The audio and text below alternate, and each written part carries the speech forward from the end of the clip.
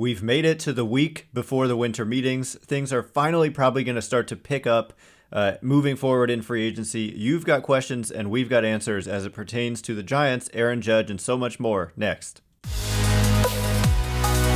You are Locked On Giants, your daily San Francisco Giants podcast. Part of the Locked On Podcast Network, your team every day.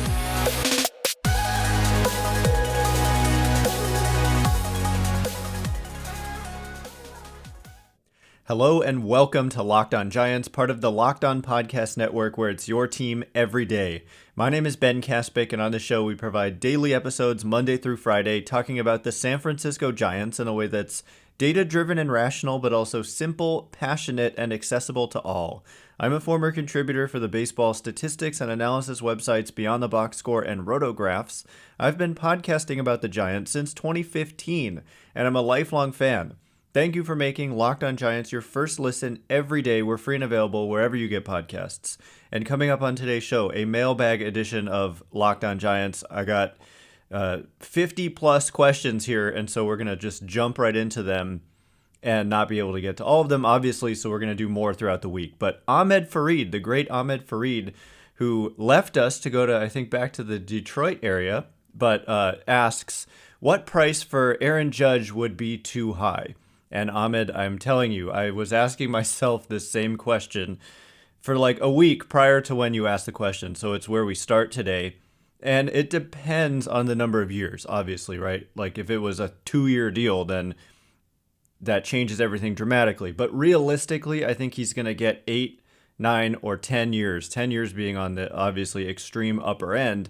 It could be done, though. I think it is possible, even though he's going to be 31 in year one. So that would be paying him through his age 40 season. And so what I've come up with, this is not, the teams have a better idea of what's too much. But for me, after giving it a lot of thought, I came up with, if you're doing 8 years, $320 million, which is $40 million a year, which would shatter the record for the highest AAV given to a position player, which I think currently belongs to Mike Trout at 35 point something AAV.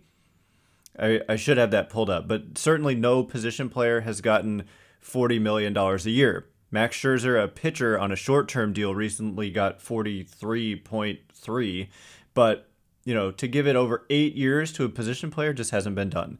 And if you do it over 9 years, this is kind of where I land on what may ultimately end up being the contract or close to it. You never know how a bidding war could change things, but for 9 years, I've got him at, I've got the max for me at $333 million, which is $37 million a year. And what that accomplishes for Judge is that it sets the record for AAV again at 37, and it sets the record for the largest total guarantee to a position player, which a free agent position player, not an extension. But Bryce Harper's $330 million is that record. And this is $333 million. And so if you go beyond that, I just think it's too much. And if you go 10 years, just 10 years period, you could make a case as too much for a guy who's 31 in year one. So age 40 season, you'd still be paying someone. And the most I put here is $340 million, just $7 million more than the 9-year deal. And it lowers the AAV to $34 million per year. I could see a team like the Yankees preferring like longer term like that, even though they might know it would be bad at the end, because the AAV is what your luxury tax payroll is calculated based on. And so when they're determining like what tax threshold you have to pay if you're exceeding these luxury tax thresholds, they use the AAV. And so lowering it by 3 million would be beneficial if you're interested in lowering your tax bill. But for the Giants, they're not even close to the first tax threshold. And so I think that would be less of a concern. And so I could see them being more in the 8 or 9 year range, whereas the Yankees might be willing to give that extra year. So anyway, that's kind of a preliminary thought about what I think would be too much. Let me know what you think either on Twitter or in the comments on YouTube. Giants win again says, guessing we're not going to see that Judge contract offer this week like we've been told. So to be blunt, if anybody told you that, then they weren't being clear enough, because nobody should have expected we were going to be told even that a contract offer had been made, let alone like what the contract offer was. These things do not normally get leaked. If they get leaked, it is sometimes strategically leaked. Sometimes the players' representation might leak something, may or may not even be a true leak. Like it could be just a myth. It could be a made up number or whatever. And then if the teams are doing it, they can do it for the same reasons. And so nobody said the Giants are going to like announce that they've made a contract offer. That's just not how it works. And we have no idea whether or not they made an offer. They probably did. We were told by John Morosi that a contract offer coming from the Giants was imminent, and then we didn't hear anything. So that may be what you're referring to. But again, there's no rule that says they have to make this public at all. And so the Giants front office is very airtight when it comes to not leaking things.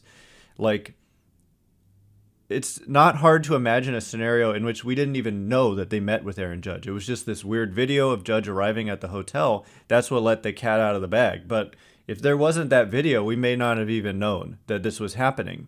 So let alone are you going to know when contract offers are made and what those offers are for. Case in point, Jose Abreu just signed with the Houston Astros. There were no reports about them discussing like anything or what the contract was. So yeah, I just wouldn't. We hope for leaks and like legitimate information, but it's not guaranteed to us. Travis says, when do you think free agents will start signing? It's been very slow. I'd assume a lot is waiting on Judge. So what day specifically do you see that happening? Hopefully sometime in the coming week. Yeah, it's been abnormally slow. It is always somewhat slow prior to the winter meetings. Definitely around Thanksgiving is always slow.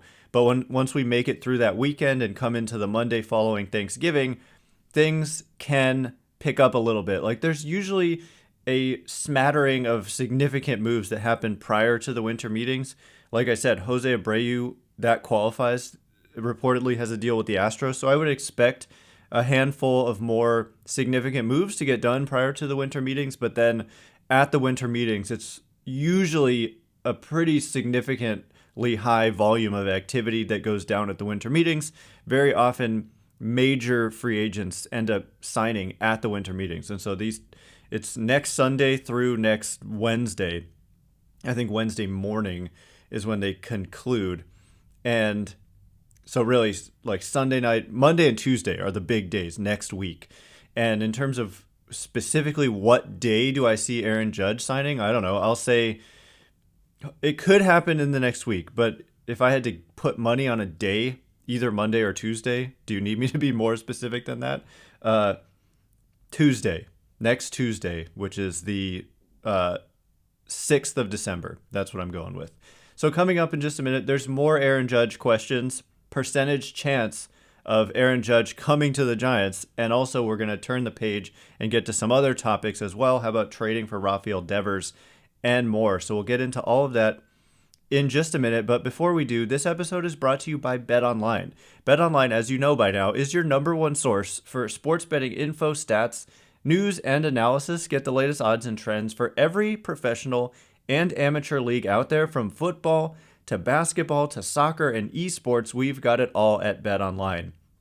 And I've got them pulled up right now, some MLB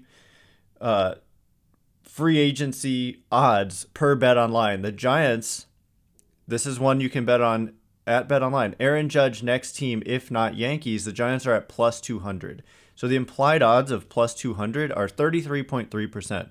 And this is saying if not Yankees. And so to me, I wouldn't put the odds of Aaron Judge signing with another team, not the Yankees, at 2/3, 66%, and the Giants only at 1/3. I might have those flipped. I think the Giants are by far the most likely, and that's what it's saying. The Giants are the most likely individual team, but the overall odds of the field are even higher. I don't know that I agree with that. So I think that's a decent opportunity. And then how about Carlos Correa? The Giants are listed at plus 600, which is the third most likely landing spot. And that's not if leaving the Twins, that's just overall. The two teams ahead of the Giants are the Cubs and the Twins. The implied odds of plus 600, 14.3%. That maybe is about right, perhaps a little bit low, but this is just some of the stuff you can check out at BetOnline. Head to the website today or use your mobile device to learn more. BetOnline, where the game starts. Okay, as promised, we are going to get to more questions and answers. Thank you again for making Locked On Giants your first listen today. For your second listen today, check out Locked On Sports today. From the games that matter the most to the biggest stories in sports, go beyond the scoreboard and behind the scenes with the local experts and insights only Locked On can provide. Locked On Sports today, available on this app, YouTube, and wherever you get podcasts. So yes, more questions. Thanks again for sending all these questions. So many good ones, I just can't get to them all possibly. But the next question comes from Alex, who says, what percentage you give my SF Giants to sign Aaron Judge? That's interesting. We just talked about, I wouldn't have them as low as 33%. Like if we just knew he wasn't returning to the Yankees, I would put the Giants more at like 75% or at least 66%, 50% at minimum. So, but we do have to account for the fact that the Yankees are in play, and I would have the Yankees as the most likely team. I think I want to make that clear. Not everyone listens every day, even though you should, but I say this frequently. But to those of you who haven't heard me say this, I think the Yankees remain the clear favorites to re-sign Aaron Judge, but there are reasons to believe that he might leave. And if he leaves, I think the Giants are a strong candidate to take him away from New York. And so overall, I've kind of grappled with this as well. I have the Giants, I have them in the 20 to 30% range, 20 to 33% maybe. And so I kind of land on 25, 33 if you're feeling optimistic, but you know, the combination of the Yankees plus, you know, other teams add up to being more likely overall to me that Aaron Judge, I mean, going back, it's just, does he want to be that, you know, one uniform, potentially Hall of Fame captain of the Yankees? There's real appeal to that potentially. We just don't know what motivates him.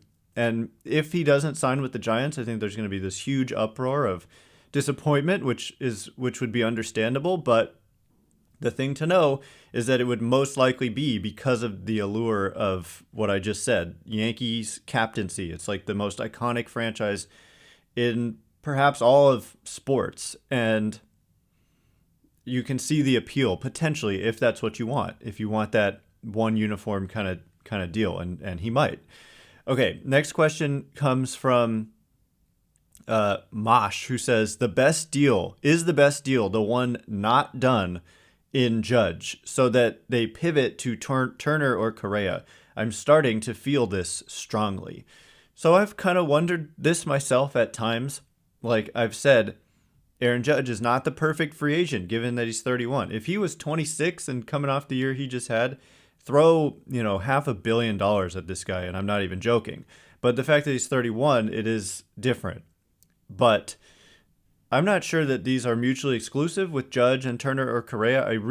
It's not crazy. It's a little bit ambitious and hopeful, but it's not completely out of the question that they could sign Judge and still go after a guy like Carlos Correa. Their future payroll commitments are virtually zero. And so, you know, a couple of $30 to $35 million commitments to two players isn't going to destroy you, especially if those two players are really good. And then you've got a farm system that you believe in. But is the best deal the one not done for Judge? I mean, it depends on those numbers I answered to Ahmed Fareed's question. If it goes beyond that, then yeah, maybe. But if you're able to, and that's the thing though, this is part of that Yankees appeal, is that there's no reason they couldn't just go into that crazy territory, and that if the contract ends up being like crazy looking, then we'll know that you know, the Yankees had real competition from teams like the Giants, and that the Yankees just bullied their way into getting this done. And I think if the question is like, should the Giants just get into an absolute insane bidding war for Judge at the expense of all logic and kind of is that the best route to go? Or at that point, do you pivot to guys like Turner or Correa? I think it could easily make sense to pivot to Turner or Correa. So we'll get to more questions that are related. So I'm going to move on. Wakan Dad says, if they don't get Judge, what's the best way to spread the money around for the biggest ROI for the future? So I have said this many times now. I did my deep dive on all 4 of the best free agent shortstops, Correa, Turner, Bogaerts, and Swanson. And that was the order I ended up with. And I think that Correa being 28 and being an impact player offensively, has been a impact player defensively, wasn't in 2022, but don't see a great reason why that wasn't just like a fluke. And I see him rebounding defensively. So I think Correa is the place to start there. Turner would be a very good player, but there's been some legitimate reporting that he's probably not going to want to come to San Francisco, whereas I think Correa could be lured if you offer him the biggest contract. And so if you do that, then I think you also could invest significantly in one of the bigger and better free agent starting pitchers like Justin Verlander or Jacob deGrom. There's also some center field options. There's actually kind of become quite a few options. There's Brandon Nimmo would be an intriguing pivoting option. And there's Cody Bellinger. There's Kevin Kiermaier. There's trade possibilities. And there's Mitch Haniger, who I think would be a perfectly fine upgrade in the outfield as an everyday player who's local and would potentially want to play here. So there are a lot of potential moves, but if they miss out on Judge, it's definitely like one of the shortstops. If you miss out on Judge and you don't get one of those shortstops, then you're going to have a hard time. I mean, you're looking at Nimmo, which is fine, but I think that, there's a lot of injury history with Brandon Nimmo. Really like the player, but yeah, I think it becomes like Correa and Turner primarily if you miss out on Judge, and then spreading it around, starting pitching, Carlos Rodón, deGrom, Verlander, and just spreading it around a lot. Like not just 1 or 2 guys, but like 4 guys would be the move, I think. So the next question comes from Judge 2SF, and then we'll move on from Judge. But Judge 2SF says, if we don't end up with Judge, what do we do? It's Judge or bust. And so I just explained it basically, that there are a lot of other really good players, the shortstops and then the starting pitchers, Nimmo, etc. And it's not Judge or bust. It's kind of Judge or Correa or bust. But Trea Turner pretty good too. So is Xander Bogaerts. Dansby Swanson, more of a speed and defense with a pretty solid bat, but for me, Judge, Correa, Turner, or bust, except you still could make trades and stuff. So again, we never know how these things, like how to ultimately judge them until the offseason is over. And really, it's a continuous process. Even if the offseason ends, you can make moves in season, trades, and what have you. But, Judge is the main guy because he's just so good right now, had one of the best seasons ever in 2022. And it's just that appeal, right? The fan interest perspective, the ticket sales perspective, the jersey sales. He's just like one of the faces of the sport, and people here are just ready to fall in love with this guy. And so it's more than just the numbers with Aaron Judge. And I'm not sure any of the rest of the players meet that criteria per se.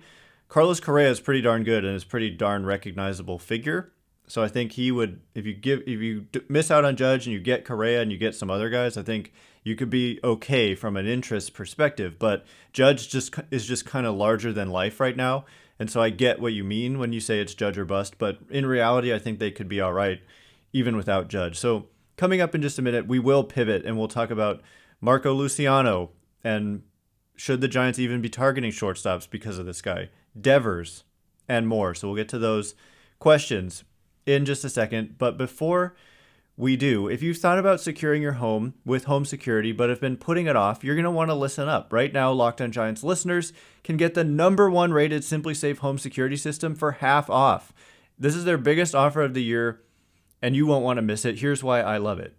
I love being able to check in on my home, whether I'm, out of the house temporarily or out of the country or whatever. I can check in and see everything that's going on with an easy-to-use app with crystal clear HD quality cameras 24/7. And speaking of 24/7, in an emergency, 24/7 professional monitoring agents use Fast Protect technology exclusively from SimpliSafe to capture critical evidence and verify the threat is real, so you can get priority police response. Don't miss your chance to save big on the only security system that I recommend.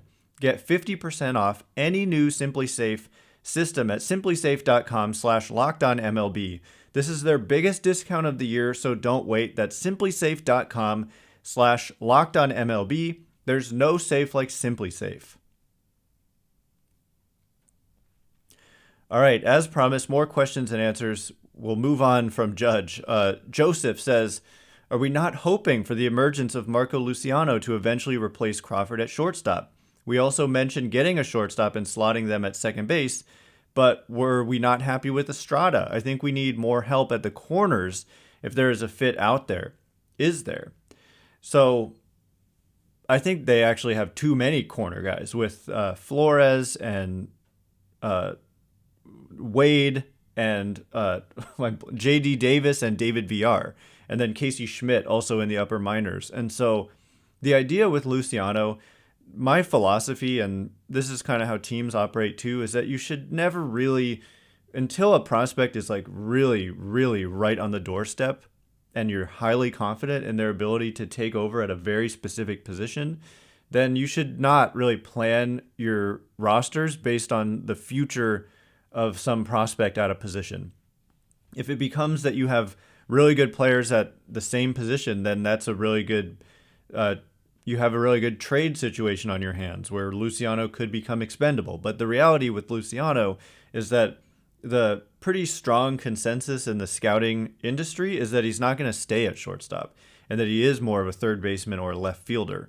And so I don't think that they should do anything differently just based on the presence of Luciano in their organization. And then you mentioned second base. Are we not happy with Estrada?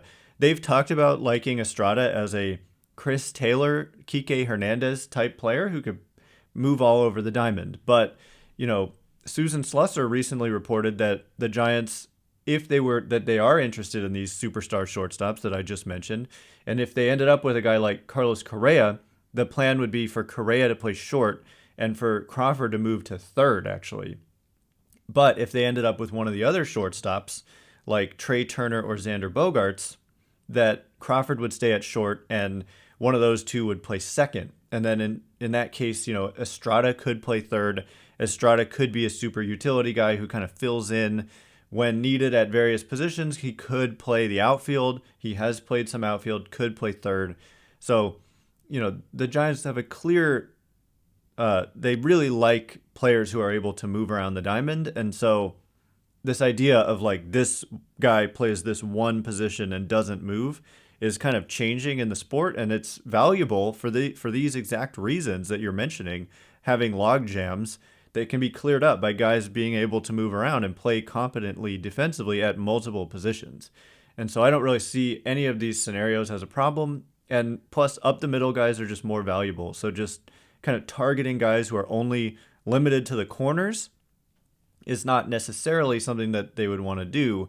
But BC, we're going to get to this question next, asks, what type of package would it take to land Rafael Devers from the Red Sox in his final year before free agency?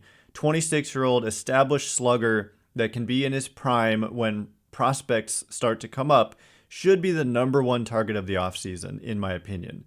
If they keep Schmidt, Devers can slide to first base. So, yeah, the thing about Devers, it's questionable as to whether the Red Sox will trade him. We haven't talked about him a lot, but it's true. Like when you're a really good player entering your last year of team control and the team that has them is not a clear contender. I mean, the Red Sox traded Mookie Betts in the same type of situation, 1 year remaining on his deal. I think they'd like to extend Devers, but they haven't been successful. And so if they deem that they're just not going to be able to extend him, he could in fact become available this winter. But you mentioned like he would be in his prime when the prospects start to arrive. Well, he wouldn't necessarily be on the Giants because he's only under team control for 1 year. And so this assumes that they would be able to extend him, which the Red Sox have been unsuccessful in trying to extend him. And so it assumes that they would be willing to give up the prospect capital to get him, plus fork over whatever it is that he wants in an extension, which is possible, but it's not a guarantee. And so, yeah, the reality is that these players who are really good, but a year away from free agency, they simply don't cost as much as you would think. It would take something significant. I could see, like, best case scenario for Boston that they could maybe get Marco Luciano in a trade like this, but not a whole lot more than that.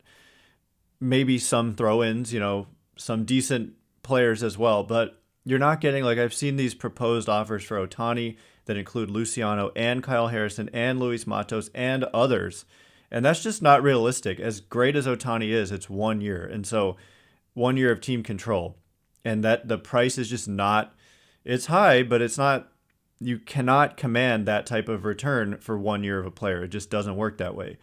And for Devers, same deal, but he's not as good as Ohtani.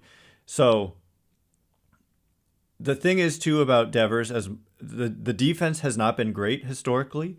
And also, I recently was looking into him before even getting this question, and he's really not hit left-handed pitching very well. He's been, like, okay against left-handed pitching, about major league average offense versus lefties, destroys right-handed pitching. But then, so I'm not sure he would be, when you say the number one target, only if you really, really believed in the player and then also really, really believed you'd be able to work out an extension. I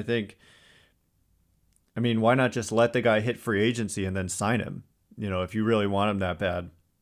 So, intriguing guy for me, not the number one target. He would be a great addition, but if you gave up a lot in terms of prospect capital, and you might not need to give up Marco Luciano, you might give up, I don't know exactly. Casey Schmidt actually might make sense in a swap like that. Might be too much again, though. Maybe not by himself, but if they wanted a bigger overall package, I don't know. Those are kind of my preliminary thoughts on that. And then Farnsey says, if we end up going shortstop, what kind of player is worth moving Luciano? Who would you be excited to get back? Or do you think we have some capital with our protected Rule 5 kids? Could another team put them in their system, or do they need to go on the 26-man roster all year? So there's a lot baked into that question. But the question of who is Marco Luciano worth moving for, I'm not sure I said that right. A lot of words jumbled around in my head right now. But what player would you move Luciano for? And it's a pretty short list, and it depends. Yeah, I think that if it's a short-term guy, like the only real short-term guy I would consider moving Luciano for is probably Shohei Ohtani. I don't know. I mean, Rafael Devers is really good, but again, the defense questions. And then Corbin Burns, I know that someone on Twitter proposed that the Giants should move Luciano for Corbin Burns, and I don't agree. Even though I think that that's fair from a value standpoint, it would probably take more than just Luciano, again, because it's not just 1 year. It's 2 years of team control for Corbin Burns. But if you're the Giants, they have just cash. The reality is there's players who are as good as Corbin Burns who you can just sign for money, and you don't have to give up a prospect as good as Marco Luciano. And so from a fan's perspective, it really makes no sense to prefer that they trade for a Corbin Burns versus just signing a Justin Verlander or Jacob deGrom. Both would be short-term. Both would be potentially high-impact pitchers. And in one case, it's just the Giants spending money, which is not our money. And in the other case, you're spending the money on whatever contract they're owed through arbitration in Burns's case. And then you're also giving up the talent of a Marco Luciano. So for Shohei Ohtani, I have said this before, but he would be a guy who would be worth it just for the impact you would get in 2023 would be tremendous, potentially, but also the chance of extending a Shohei Ohtani before he reaches free agency. I think he's earned the right to go to the market, and he might just want that.